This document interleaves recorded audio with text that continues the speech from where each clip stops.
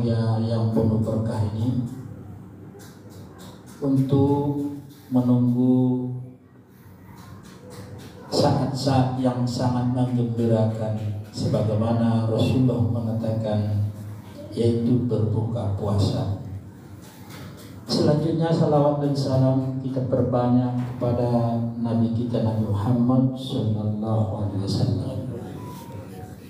yang mana pada kesempatan ini kita duduk bersama Tuan Guru yang mulia Syekh Haji Ismail Royan bin Haji Ahmad Royan. Mudah-mudahan Allah Subhanahu wa Ta'ala memanjangkan umurnya dan memudahkan segala urusannya. Amin.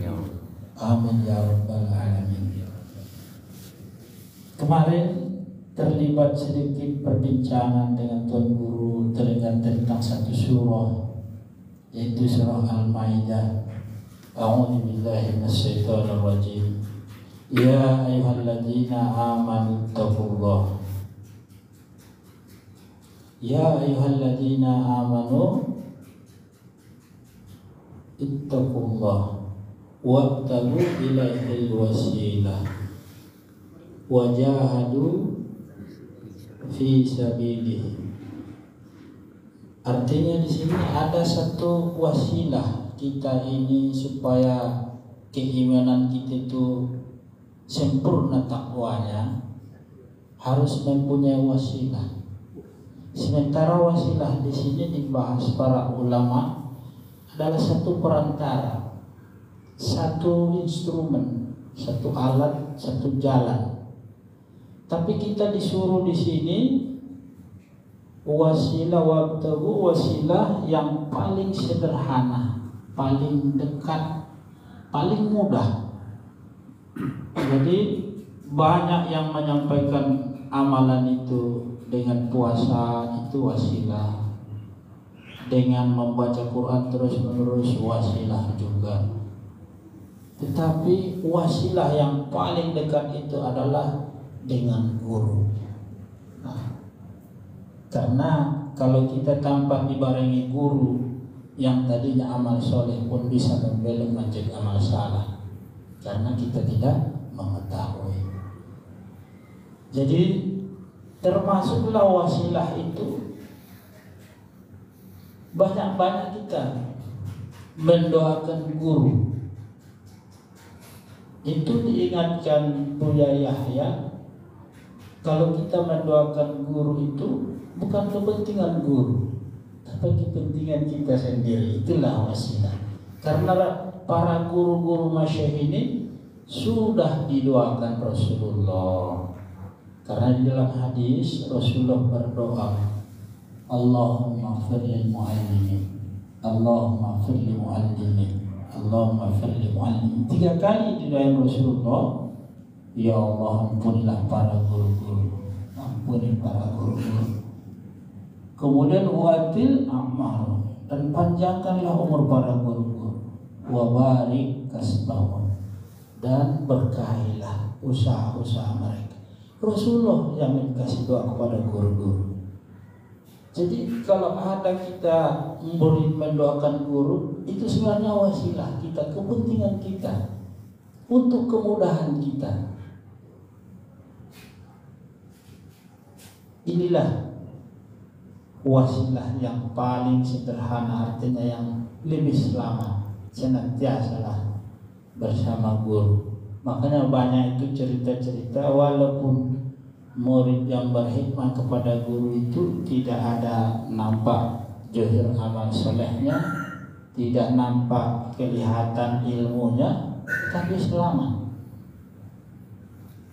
Contohnya ada dulu berkhidmat ke Syekh Khalil Bangkalan, itu ulama besar juga di Madura. Jadi dia berniat berguru ke Syekh Khalil itu memang untuk belajar. Tapi karena Syekh Khalil banyak sekali usahanya, ladang padi, ya, ada namanya sapi, banyaklah. Jadi disuruhlah ya ya kamu nanti belajar di sini, tapi urus dulu ladang, urus dulu sapi, kata Syekh Khalil Bangkalan. Atau bertahun-tahun tak jadi belajar. Tapi karena dia ikhlas terus membantu Syekh Khalil Bangkalan, suatu hari dia menagih kepada Syekh Khalil, Tuhan, sebenarnya saya mau mengaji di sini, kapan saya mengaji? Langsung disuruh pulang, pulanglah ke kampungmu, buka pondok di sana. Dia tak pernah mengaji, suruh buka pondok. Dia tidak mau, dan dia takut lagi, bagaimana mungkin? Tapi karena sudah diperintahkan guru, tak boleh lagi balik ke pondok, takutnya pulang juga lah. Pulanglah ke Jawa, tak ke Jawa Timur, tak Jawa Tengah, pulanglah ke Jawa. Sampai di sana disambut masyarakat, sudah tahunan belajar di Madura, mesti sudah jadi kiai. Itulah pendapat masyarakat. Ternyata tidak ada yang tahu kegiatan masyarakat, sehingga dia itu minta izin dengan alasan kepada masyarakat, saya minta izin dulu, balik dulu ke Madura, saya minta izin kepada kiai, apa saya boleh menjawab apa tidak, katanya. Padahal memang tidak tahu dia. Maka baliklah, jalan lagi ke Madura, jauh lagi ke Madura. Sampai ke Madura, adik kasih Syekh Khalil, pulanglah kamu, katanya. Nanti kalau ditanya, cuma satu rokok dikasih, karena Madura itu menghasil tembakau, dikasih rokok. Nanti kalau ditanya kamu, bisa rokok, kata Syekh Khalil Bangkalan. Pulang dia ke Jawa. Setelah Jawa, betul ditanya masyarakat tentang permasalahan umat, tak tahu yang merokok lah. Rokok zaman dulu, rokok cerutu besar, tidak dilepas-lepas. Akhirnya pingsan dia karena merokok itu. Disiramlah, jangan siram, bangun dia menjelang subuh, barulah dijawab semua pertanyaan itu. Heran orang, kenapa bisa jadi lancar dia, padahal tadi tak ada.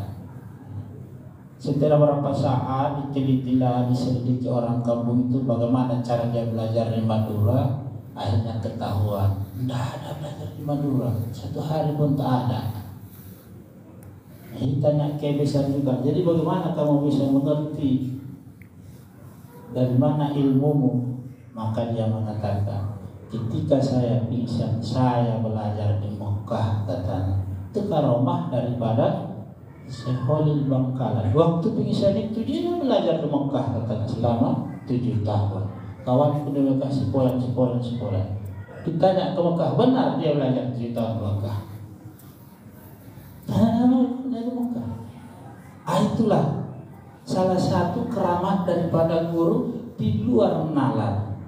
Itu sangat cepat wasilah, mendekatkan diri kepada Allah melalui guru, cepat sekali di luar nalar kita. Kenapa? Karena Allah Ta'ala apabila sudah disayanginya hambanya itu, semuanya itu dimudahkan Allah Subhanahu wa Ta'ala.